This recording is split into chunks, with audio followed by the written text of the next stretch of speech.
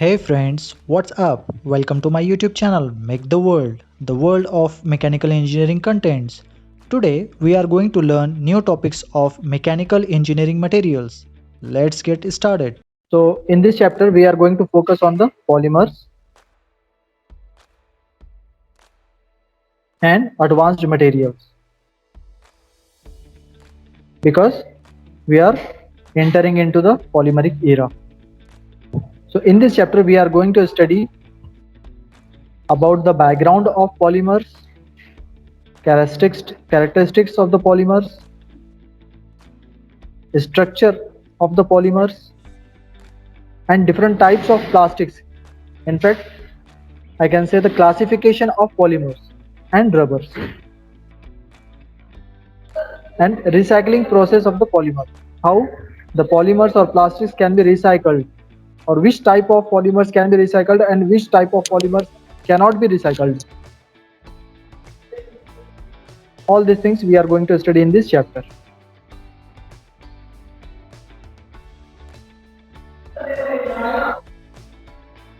So if we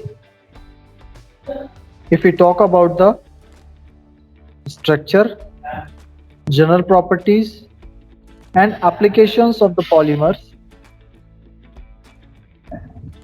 and ceramics, graphites and diamonds. Along with this, we are also going to study about the composite materials.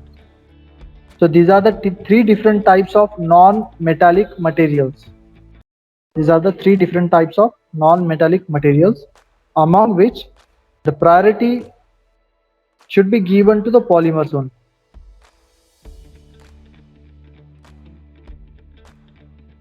Okay, ceramics also comes under the non-metallic materials. Graphites also comes under the non-metallic materials. Along with that, diamonds are also comes in the non-metallic materials. Now, what is composite? Composite किसे कहेंगे हम लोग? Composite material. What is composite material? The mixture of two or more non-metallic materials is called as composite material.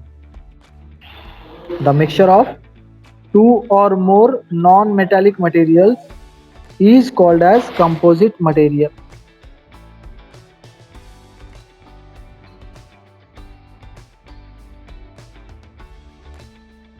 The example of composite material is RCC blocks, which you can observe at the site where construction is going on. So RCC block consists of sand, cement, aggregate and water. All these substances comes under the non-metallic material, and the combination or mixture of all these metals or all these materials in fact is called as composite material. So RCC block is a best example of composite material. We had already discussed a lot about the ceramics in the first chapter, and very much about the graphite in the fourth chapter, and about the diamonds in the first chapter.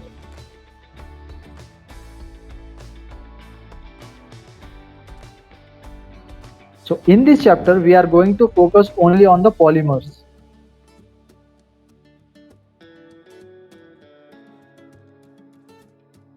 Deeply or in depth, we are going to study about the structure of the polymer, properties or characteristics of the polymers, and applications of the polymers along with the different types of polymers. So first of all, we will start with the background of the polymers. The first point which we are going to study about the polymers is its terminology. So the term polymer is made with the two different parts, poly and mers.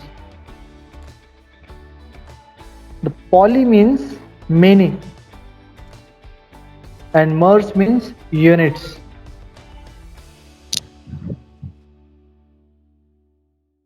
and the term polymer is a plural form of monomer. As all of you know that in the English language, singular, plural words are there. The same kind of thing is happening over here. Monomer is a singular word, which means, again, mono means single, mer means unit. So single unit, with the help of many single units, we can prepare a chain which is called as polymer. If we join together the many units together, then that chain or that linkages is called as polymer. Then the third term is macromolecules. Extremely large collection of molecules to form one unit is called as macromolecule. Then plastics. Plastic is the second name or synonym of polymer.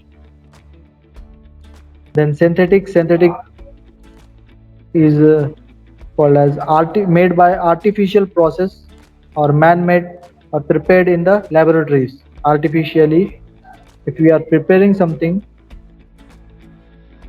or some substance, then that substance or that material is called as synthetic material. So polymer is a synthetic material which has been prepared in the laboratories. We will discuss the background of polymers. What is the background of polymer? कहाँ से आया है polymer? Okay, तो अगर हम background की बात करते हैं पॉलीमर्स के, तो ये कहाँ से आया है? तो सबसे पहले अगर आप लोगों ने यहाँ पे समझ चुके हैं आप लोग, तो इसका अगर हम बैकग्राउंड की बात करते हैं पॉलीमर्स के, तो ये जो आई है चीज, ये डिफरेंट जो है यूनिट्स को एक साथ ज्वाइन करने की वजह से आई है। तो अगर इसके बैकग्राउंड की बात करेंगे हम, तो ये जो है पॉलीमर कैसे बना है? छोटे छोटे यूनिट्स से मिलकर बना है।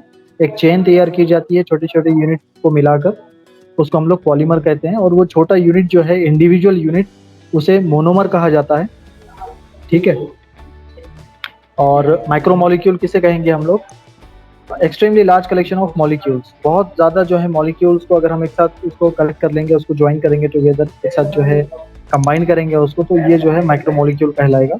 और प्लास्टिक किसे कहेंगे हम लोग? ये जो है सिनोनिम है पॉलीमर्स का। और सिंथेटिक किसे कहेंगे? जो आर्टिफिशियली तैयार किया जाता है या साइंटिफिकली तैयार किया जाता है या लेबोरेटरी में तैयार किया जाता है, जिसे मैनमेड, ठीक है, नेचुरली नहीं मिला है ये सब्सटेंस या ये पर्टिकुलर मटेरियल, इसको इंसान ने तैयार किया है, आर्टिफिशियली तैयार किया है, इसलिए क्या करें हम लोग, ये सिंथेटिक मटेरियल के अंडर में आता है। अब इसका बैकग्राउंड क्या है, ये कैसे तैयार किया गया है? The word plastics comes from the Greek word plastikos, meaning capable of being moulded and shaped. The earliest polymers such as cellulose were made from natural organic materials from animals and vegetable products. ठीक है, तो ये कहाँ से आए? Greek word से आए। As all of you know that the English language is a collection of many Latin and Greek words. English जो लैंग्वेज बनी है उसके अंदर जो कंट्रीब्यूशन है लैटिन लैंग्वेज का या लैटिन वर्ड्स का और ग्रीक वर्ड्स का, वो बहुत ज़्यादा है। तो इसी तरीके से यहाँ पे जो प्लास्टिक वर्ड इस्तेमाल किया गया है, ये डिराइव किया गया है ग्रीक वर्ड से। कहाँ से डिराइव किया गया है? इसे ग्रीक वर्ड से डिराइव किया गया है। ग्रीक लैंग्वेज के अंदर प्लास्टिकोस कहा जाता था उन सब्सटेंसेस को या उस मटेरियल को जिसको किसी भी शेप में आसानी से मोल्ड किया जा सकता है या डिफॉर्म किया जा सकता था। तो यही कंसेप्ट को जो है इंग्लिश लैंग्वेज के अंदर या इसी वर्ड को प्लास्टिकोस को जो है मॉडिफाई करके यहाँ पर एक नया वर्ड तैयार किया है इंग्लिश लैंग्वेज के अंदर, जिसे कहा गया है प्लास्टिक्स और प्लास्टिक। अगेन, प्लास्टिक एक ऐसा मटेरियल है जिसे आसानी से किसी भी शेप के अंदर डिफॉर्म किया जा सकता है या मोल्ड किया जा सकता है। इनिशियल स्टेजेस के अंदर अगर हम पॉलीमर्स की बात करते हैं, तो इनिशियल स्टेजेस में जो पॉलीमर बनाए जाते थे उसमें नेचुरल ऑर्गेनिक मटेरियल्स का इस्तेमाल किया जा सकता था। ये किया जाता था। नेचुरल ऑर्गेनिक मटेरियल का इस्तेमाल करके या उनका यूज करके पहले पॉलीमर तैयार किए जाते थे, अर्ली स्टेज में, पॉलीमर्स के अर्ली स्टेज में, जिसमें वेजिटेबल्स और एनिमल्स से निकले हुए जो है मटेरियल्स, सेलुलोज वगैरह का इस्तेमाल करके जो है पॉलीमर्स तैयार किए जाते थे। बट आजकल जो पॉलीमर्स तैयार किए जा रहे हैं उसमें नेचुरल ऑर्गेनिक मटेरियल्स का इस्तेमाल नहीं होता है, 100% सिंथेटिक या साइंटिफिक मटेरियल्स का यहाँ पे यूज होने लगा है। अच्छा, क्या दिक्कत थी ऑर्गेनिक मटेरियल्स का इस्तेमाल करने में और नहीं करने में, क्या बेनिफिट हमको मिल रहा है? अगर हम नेचुरल ऑर्गेनिक मटेरियल्स का इस्तेमाल करेंगे पॉलीमर्स को बनाने में, तो again we will restrict ourselves. कितनी क्वांटिटी में वो तैयार होगा उसका फिर हमको जो है कैपिंग लग जाएगा, यहाँ पे रेस्ट्रिक्शन लग जाए। जितना हमको मिलेगा वेस्टेज उतना ही हम यहाँ से तैयार कर पाएंगे। डिमांड ज्यादा आती है तब भी उतना हम सप्लाई नहीं कर पाएंगे। तो अगेन हम जो है नेचर के ऊपर रिस्ट्रिक्टेड हो गए। जैसा कि हम लोग मेटल्स के साथ हमको प्रॉब्लम आ रही थी, डिफिकल्टी आ रही थी, सेम तरह की डिफिकल्टी हमको पॉलीमर्स के साथ भी आती है अगर हम अपने आप को रेस्ट्रिक्ट कर लेते नेचुरल ऑर्गेनिक मटेरियल्स के ऊपर ही।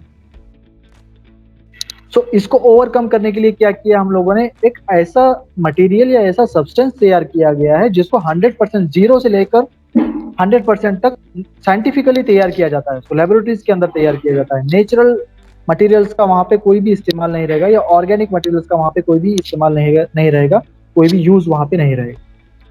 तो अब हम क्या हो गए, इंडिपेंडेंट हो गए। क्या बेनिफिट हुआ उससे?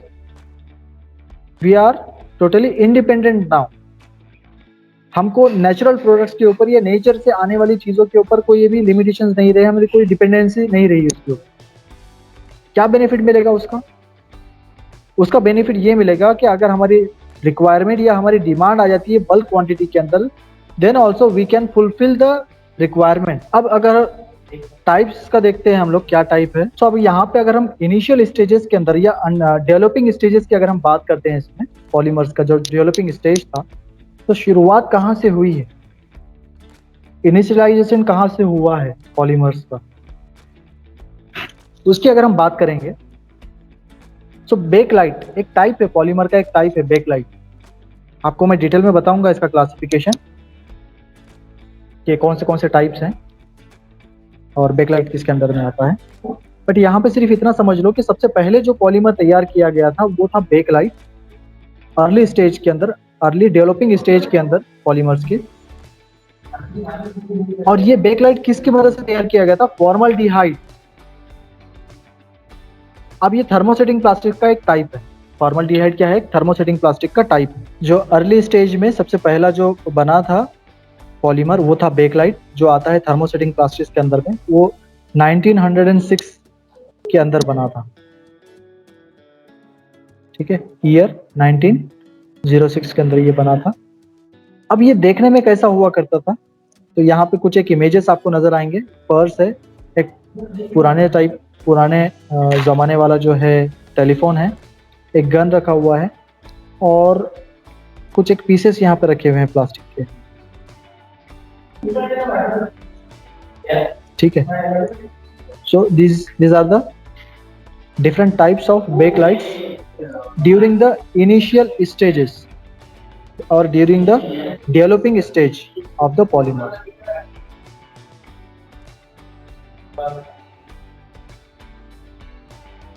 Then the development of modern polymer technology began in the 1920s.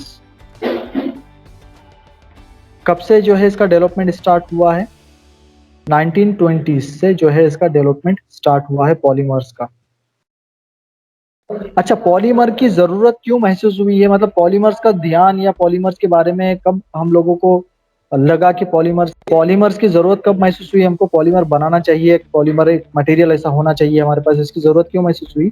Because polymers के डेवलपमेंट से पहले तक हम जो भी मटेरियल इस्तेमाल करते थे या जो भी प्रोडक्ट इस्तेमाल करते थे वो सब के सब किससे बना था या कहाँ से आते थे? नेचुरल रिसोर्सेस आया करते थे।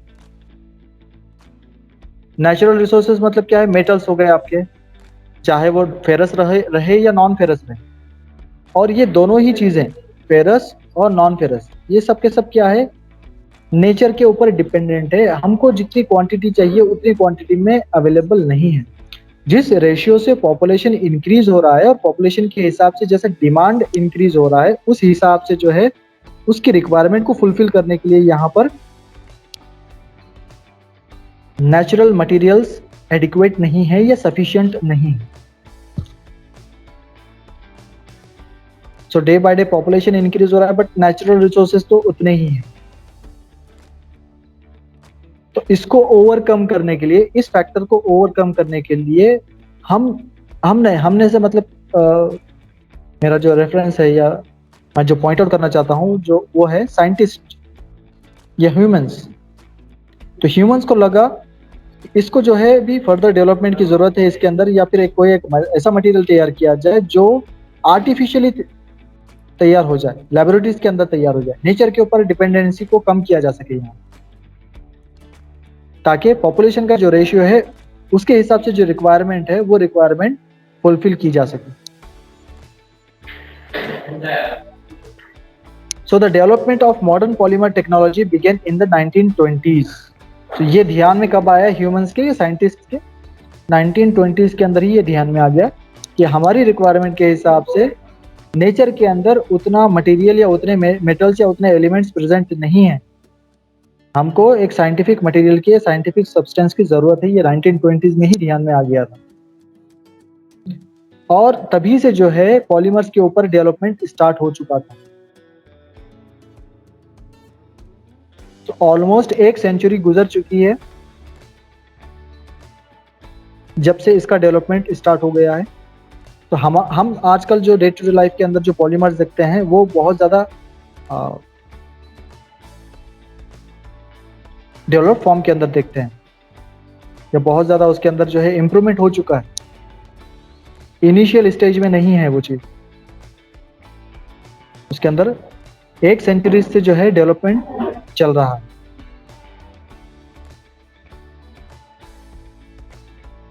Polymers were extracted from coal and petroleum products. Ethylene was the first example of such raw material. So ethylene जो वेस्ट प्रोडक्ट निकला करते थे, जिसको वेस्ट समझकर पहले फेंक दिया जाता था, कुछ काम के नहीं है ऐसा समझकर फेंक दिया जाता, उन मटेरियल्स या उन सब्सटेंसेस का यूज करके यहाँ पर क्या किया जाने लगा? पॉलीमरिक मटेरियल्स को तैयार किया जाने लगा।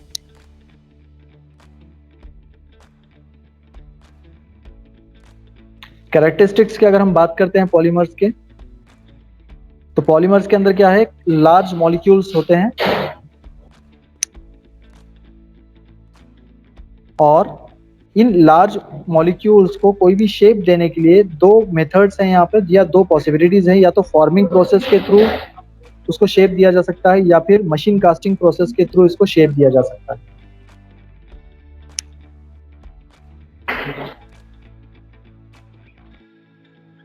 Nowadays, the technique which has been used to deform the polymers into any required shape is called as injection molding. It comes under the forming process. वहाँ पे डायस का इस्तेमाल होगा, वैसे ही सेम जैसे कि हम लोगों ने मेटल्स के लिए देखा था पहले, उसी तरीके से यहाँ पे पॉलीमर्स को भी जो है रिक्वायर्ड शेप के अंदर कन्वर्ट किया जा सकता है। चाहे आपको बॉटल्स बनाने रहो, चाहे कैप्स बनाने रहो, सारी चीजें यहाँ पे इंजेक्शन मोल्डिंग के थ्रू बनाई जा सकती है। और ये इंजेक्शन मोल्डिंग का जो प्रोसेस है वो फॉर्मिंग प्रोसेस के अंडर में आता है। At this particular stage you need to know that to convert polymeric molecules into required shape, there are two different methods available in the market. First is forming process, second is machine casting process. And as far as recent trend is concerned, we are using injection molding process which comes under the forming process.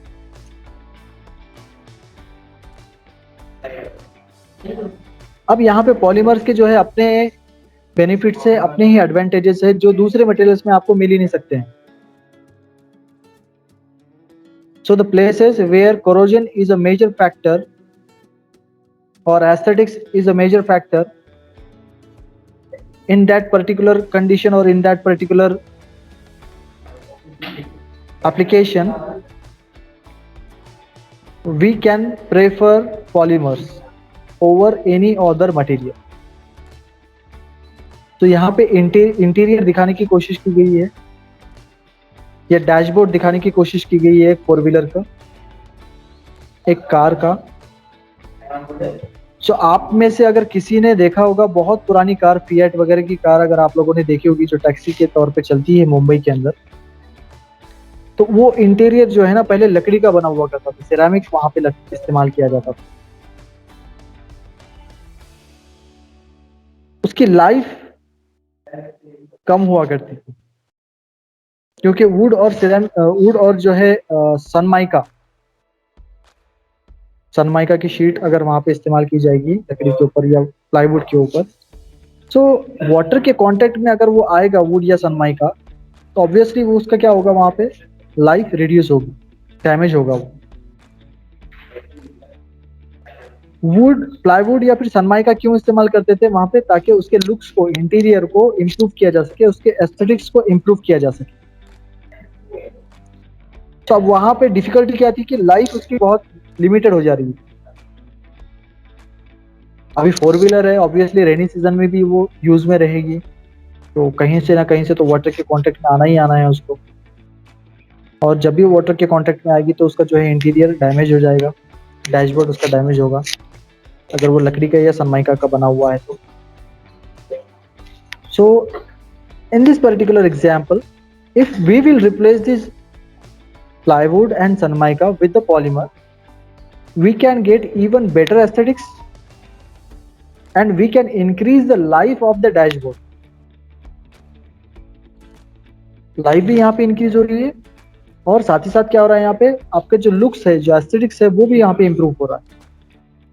So this is how we can reduce the dependency on the natural resources.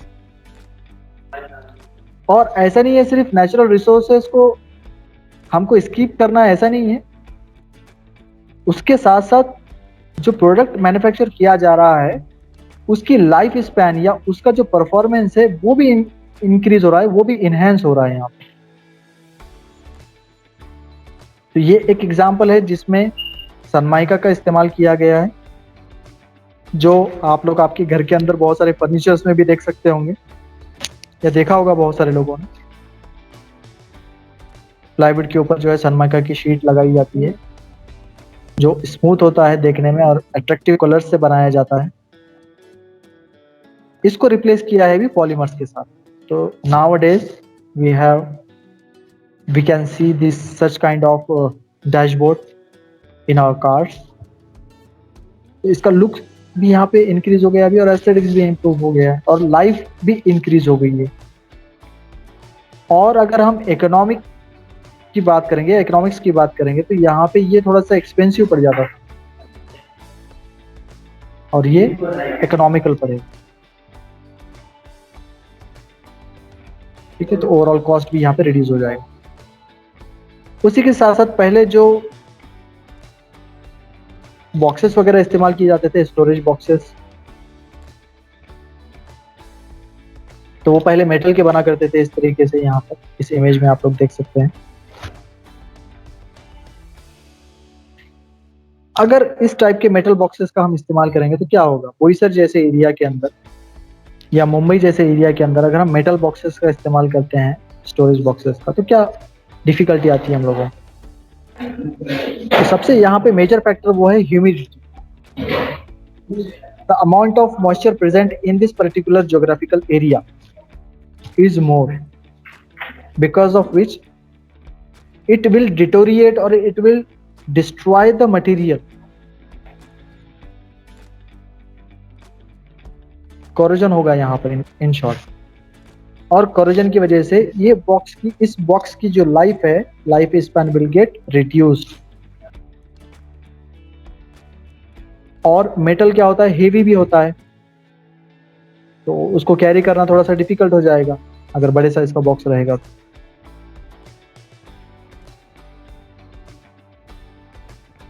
So these are the several factors because of which we have replaced the metallic boxes with the polymeric pouches.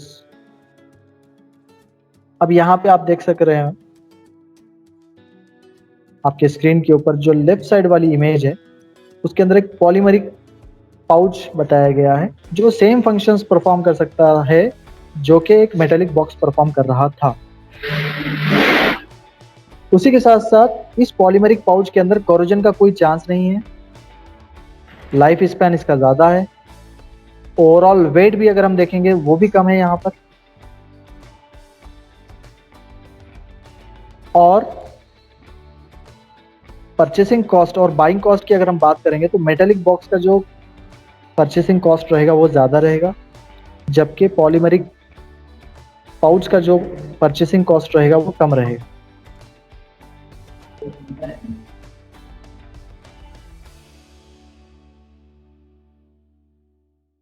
Then यहाँ पे कुछ एक advantages दिए गए हैं polymers को use करने के या प्लास्टिक्स को यूज करने के।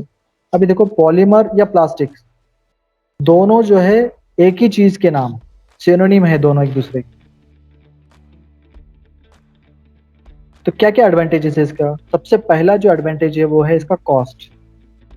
पॉलीमर्स को जो है कम कॉस्ट के अंदर तैयार किया जा सकता है। तो these are cheap in the cost and readily available in the bulk quantity. चाहे कितना भी बड़ा डिमांड आ जाए वो डिमांड को फुलफिल यहाँ पे किया जा सकता है प्लास्टिक से मदद से, जो कि मेटल्स के साथ पॉसिबल नहीं है। तो फर्स्ट एडवांटेज क्या है इसका? कॉस्ट। सेकेंड एडवांटेज क्या है इसको? इसके अंदर से हीट और इलेक्ट्रिसिटी पास नहीं होती है। Polymers acts as a insulator of heat and electricity.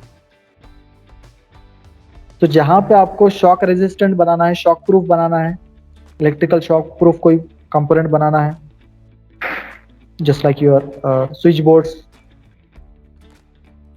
और एमसीबीज, उन जगहों पे आसानी से पॉलीमर्स का इस्तेमाल किया जा सकता है।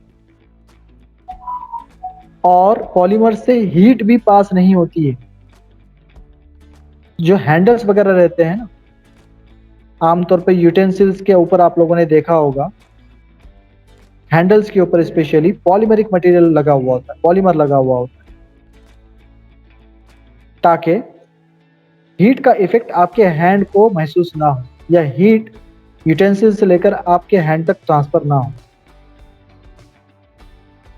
सो those handles will act as a barrier. So यहाँ पे थर्मल कंडक्टिविटी और इलेक्ट्रिकल कंडक्टिविटी बहुत पुअर होती है इन केस ऑफ पॉलीमर्स, इसीलिए इसको एज ए इंसुलेटर इस्तेमाल किया जाता है बहुत सारी जगहों पर। तो इसका एक एग्जांपल जो रिसेंटली हम लोगों ने डिस्कस किया था वो था इलेक्ट्रिकल वायर्स, जिसके अंदर जो है एक कंडक्टर यूज किया जाता था, आमतौर पे वो कॉपर का रहता था, और उसके ऊपर जो है एक इंसुलेशन की लेयर लगाई जाती थी जो पॉलीमरिक मटेरियल से बनी हुई होती, ताकि शॉर्ट सर्किट से उसको बचाया जा सके। दूसरा जो एडवांटेज है इसमें वो है डेंसिटी का। जैसा कि हम लोगों ने रिसेंटली 4 चैप्टर के अंदर देखा था, एल्यूमिनियम के अंदर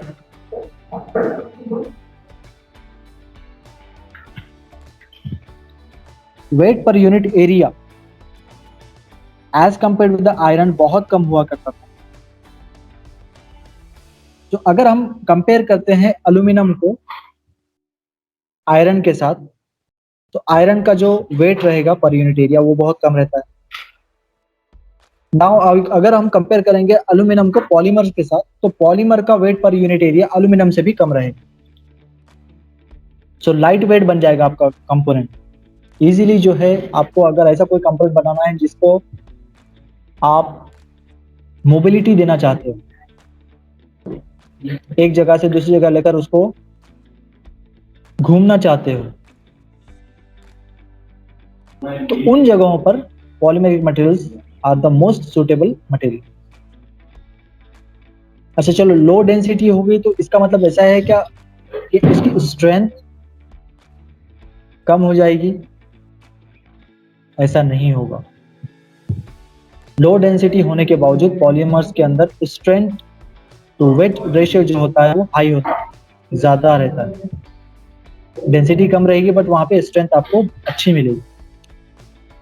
तो यही रीजन है, इसकी वजह से जो बुलेट प्रूफ जैकेट्स होते हैं वो बनाने के लिए भी पॉलीमेरिक मटेरियल्स का इस्तेमाल किया जाता है। लाइट वेट है तो जैकेट जो रहेगा उसका हम इजीली उसको वियर कर सकते हैं, पुट ऑन कर सकते हैं, हमको ज़्यादा दिक्कत नहीं आएगी उसमें, या ज़्यादा जो है हेवी महसूस नहीं होगा। और उसी के साथ साथ उस बुलेट प्रूफ जैकेट के अंदर जो स्ट्रेंथ रहेगी weight per, weight to strength to weight ratio जो रहेगा वो हमको अच्छा मिल जाता है, तो बुलेट को भी जो है आसानी से वो ऑब्स्टैकल कर देगा। और एक इम्पोर्टेंट पॉइंट जो है, इम्पोर्टेंट प्रॉपर्टी इसके अंदर जो होती है वो क्या है, ये केमिकली इनर्ट होता है with most of the liquid elements or liquid agents। बहुत सारे केमिकल्स के साथ वो क्या करेगा, केमिकली रिएक्ट नहीं करेगा, केमिकली इनर्ट बिहेव करेगा अपने आप, जिसकी वजह से जो कोरोजन का इफेक्ट है वो बहुत ज्यादा कम हो जाएगा। वाटर के साथ तो केमिकली इनएक्टिव है ही है। वाटर के अलावा दूसरे भी अगर हम कोई लिक्विड्स देखते हैं, कोई दूसरे सब्सटेंसेस अगर हम देखते हैं, तो most of the liquid substance के साथ ये केमिकली इनर्ट बिहेव करता है, उनके साथ कोई केमिकल रिएक्शन नहीं होगा। और जब केमिकल रिएक्शन नहीं होगा तो कोई वहां पे डिस्ट्रक्शन, लीकेज या क्रैकिंग का कोई क्वेश्चन ही नहीं। देन उसी के बाद नॉइज भी नहीं रहता है इसमें, जैसा हम लोगों ने एक एग्जांपल अभी जस्ट देखा था, मेटल का बॉक्स और पॉलीमर का पाउच। तो मेटल के बॉक्स में अगर हम कोई भी कंपोनेंट रखते हैं, कोई भी प्रोडक्ट अगर रखेंगे तो वो क्या करेगा, नॉइज प्रोड्यूस करेगा। अगर वही सेम कंपोनेंट अगर हम इस पॉलीमरिक पाउच के अंदर रखेंगे तो कोई नॉइज वगैरह होगा क्या यहाँ पर? ऑब्वियसली नहीं होगा। सो नॉइज रिडक्शन का फैक्टर भी यहाँ पर। असॉर्टमेंट ऑफ कलर्स एंड ट्रांसपेरेंसीज, आप पॉलीमर्स को किसी भी कलर के अंदर उसको चेंज कर सकते हो, कोई भी कलर आप दे पाओगे आसानी से। ट्रांसपेरेंट बनाना चाहते हो तो ट्रांसपेरेंट भी बना सकते हो। तो जैसा लास्ट लेक्चर में मैंने आपको एग्जांपल दिया था आपके स्लाइडिंग विंडोज का, तो उसके अंदर जो आपको ग्लास नजर आता है, आजकल वो ग्लास पॉलीमर्स के बने हुए बनते हैं। जिसकी वजह से जो प्राइस है विंडोज का वो बहुत कम हो जाता है, पहली चीज। और दूसरी चीज, अगर उसके ऊपर कोई इम्पैक्ट फोर्स अप्लाई भी हो जाती है बाय मिस्टेक, इंटेंशनली तो ऑब्वियसली कोई उसके ऊपर इम्पैक्ट फोर्स अप्लाई नहीं करेगा ग्लास के ऊपर, बाय मिस्टेक भी अगर कोई जो है इम्पैक्ट फोर्स उसके ऊपर अप्लाई हो जाती है तब भी वो ब्रेक नहीं होगा। उसी के साथ साथ जो स्पेक्स अगर कोई इस्तेमाल करते हैं, स्पेक्स चश्मा, तो पहले जो होता था वो ग्लास के बने हुए आते थे उसके लेंसेज, लेकिन आजकल जो है वो पॉलीमर्स के बने हुए नजर आते हैं, तो स्क्रैच प्रूफ, डस्ट प्रूफ और ब्रेक भी नहीं होगे। अगर बाय मिस्टेक आपके स्पेक्स आपके हाथ से छूट जाता है, नीचे गिर जाता है या आपके पॉकेट से नीचे गिर जाता है, तो in that case also it will not get break. Transparent polymers का मैं आपको एग्जांपल यहाँ पे दे रहा था। ट्रांसपेरेंसी जो है यहाँ पे बहुत ज्यादा अचीव की जा सकती है पॉलीमरिक मटेरियल्स के साथ साथ। उसी के साथ साथ पॉलीमर्स को किसी भी शेप में, किसी भी कलर में जो है उसको चेंज किया जा सकता है। देन नेक्स्ट एडवांटेज है उसका ईज ऑफ मैन्युफैक्चरिंग। आप सिर्फ एक मशीन की मदद से नंबर ऑफ प्रोडक्ट्स तैयार कर सकते हैं। सिर्फ उसमें क्या करना पड़ेगा, आपको डाइस को चेंज करना पड़ेगा। जिस डायमेंशंस के आपको कंपोनेंट तैयार करने हैं उस डायमेंशंस के आपको बस वहां पे क्या लाने पड़ेंगे, डाइस लाने पड़ेंगे। बाकी जो सेटअप रहेगा, बाकी जो मशीन रहेगी वो सब सेम रहेगी, उसको चेंज करने की जरूरत नहीं। और उस मशीन के अंदर भी अगर अलग अलग पार्ट्स की हम बात करते हैं तो पार्ट्स भी आपको ज्यादा कॉम्प्लिकेटेड या डिफिकल्ट प्रोसेस नहीं है मैन्युफैक्चरिंग का। एक हॉपर रहेगा जिसमें रॉ मटेरियल को डाला जाता है। वो हॉपर जो है एक पैसेज से पास होता है जहाँ पे हीटिंग कॉइल लगे हुए होते हैं, जिसकी वजह से वो प्लास्टिक स्टेज में आ जाता है। देन उस पेस्ट को इंजेक्शन मोल्डिंग के थ्रू या हाइड्रोलिक अरेंजमेंट के थ्रू इंजेक्ट किया जाता है हाई प्रेशर के साथ कैविटीज के अंदर या डायस के अंदर, और कुछ समय में जब वो ठंडा हो जाता है तो हमको उस शेप का प्रोडक्ट वहां पे देखने को मिल जाता है। तो बहुत ही कम समय में आप उसको आसानी से प्रोडक्ट्स को मैन्युफैक्चर कर सकते हो। सो इस पॉइंट को हम कहेंगे ईज ऑफ मैन्युफैक्चरिंग। आसानी से तैयार किया जा सकता है पॉलीमर्स को किसी भी शेप के अंदर।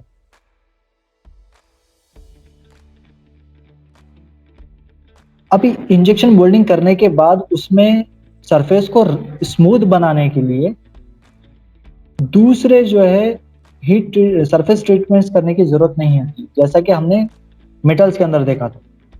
तो वो डिफिकल्टी यहाँ पे पॉलीमर्स के साथ नहीं होती है, सरफेस ट्रीटमेंट्स की जरूरत नहीं होती है। ऑलरेडी जो सरफेस रहेगा वो स्मूथ रहेगा, शाइनी रहेगा।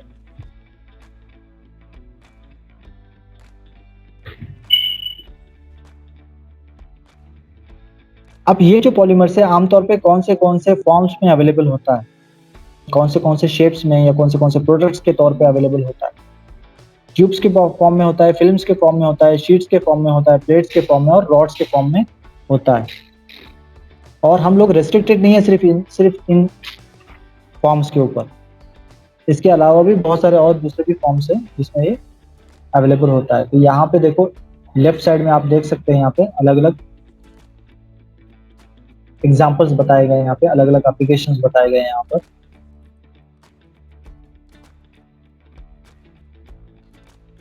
आपके जो पेपर जो करेंसी नोट्स हैं, करेंसी नोट्स के अंदर भी पॉलीमर्स इस्तेमाल होता है। बहुत सारे कंट्रीज जो है करेंसी नोट्स बनाने के लिए पॉलीमर्स का इस्तेमाल करती है ताकि उसकी ड्यूरेबिलिटी या उसकी लाइफ स्पैन है वो ज्यादा रहे। जिस तरीके से पेपर जो है फट जाता है आसानी से, अगर हम पॉलीमरिक मटेरियल वहां पे इस्तेमाल करेंगे तो वो आसानी से फटेगा नहीं। पानी में अगर भीग जाता है तो खराब हो जाता है नोट पेपर। अगर हम पॉलीमरिक मटेरियल से बना हुआ करेंसी नोट तैयार यूज करेंगे तो बारिश में भीगने के बावजूद भी जो है इसके ऊपर कोई इफेक्ट नहीं होगा।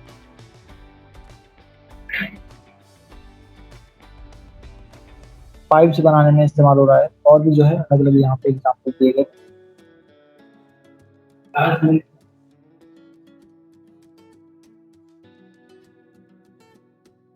अब यहाँ पे कुछ डेफिनेशंस देखते हैं हम लोग। Molecular weight distribution MWD is the sum of molecular weight of the moles in a chain। MWD इसे कहेंगे हम लोग molecular weight distribution. It is the sum of molecular weight of the moles in a chain. एक chain में मान लीजिए 1000 हमने क्या किए हैं, मोनोमर्स लगाए। 1000 मोनोमर्स को एक साथ ज्वाइन करेंगे हम लोग तो वो क्या कहलाएगा, पॉलीमर्स करेंगे। हमारे पास क्या है, 1000 छोटे मोनोमर्स हैं। उन 1000 मोनोमर्स को क्या करें हम लोग, एक साथ एक चेन में ज्वाइन कर रहे हैं तो वो क्या बन गया, फिर वो मोनोमर्स अभी मोनोमर्स नहीं कहलाएंगे। जब वो एक दूसरे के साथ इंटरलिंक्ड हो जाते हैं तो कहलाएंगे पॉलीमर्स। और इन पॉलीमर्स का जो ओवरऑल वेट है, addition of these molecules, addition of the weight of all this molecules is called as molecular weight distribution. MWD से इसको रिप्रेजेंट किया जाता है। दूसरा टर्म है यहाँ पे DP या डिग्री ऑफ पॉलीमराइजेशन। अब now what is polymerization? Polymerization is a process of joining the monomers together और making the polymers। पॉलीमर्स को तैयार करने का जो प्रोसेस होता है उसको हम लोग पॉलीमराइजेशन कहते हैं। कैसे परफॉर्म किया जाता है वो हम इसी चैप्टर में आगे देखेंगे। यहाँ पे क्या देखना है हमको, जो टर्म है डिग्री ऑफ पॉलीमराइजेशन किसे कहा जाता है, जो साइज है आपकी चेन का इंटरलिंक करने के बाद आपने क्या किया है, मान लीजिए कि 10,000 मोनोमर्स को इंटरलिंक कर दिया, एक दूसरे के साथ कनेक्ट कर दिया, एक दूसरे के साथ ज्वाइन कर दिया और एक चेन तैयार कर दी, तो उस चेन का कितना साइज है, उस साइज को कहा जाता है डिग्री ऑफ पॉलीमराइजेशन, डीपी। और यही मॉलिक्यूलर वेट डिस्ट्रीब्यूशन और डिग्री ऑफ पॉलीमराइजेशन तय करते हैं कि जो पॉलीमर तैयार होने वाला है उसकी टेंसाइल स्ट्रेंथ कितनी रहेगी, वो कितना इम्पैक्ट स्ट्रेंथ को सस्टेन कर पाएगा, और विस्कोसिटी उसके अंदर कितनी रहेगी। We will stop over here and we will continue this topic in the next. Thanks for watching the video. That's it for today. I will be back with new and interesting contents in the next video. Till then, take care and goodbye. Do not forget to hit subscribe button for getting notified when I will be back with new videos.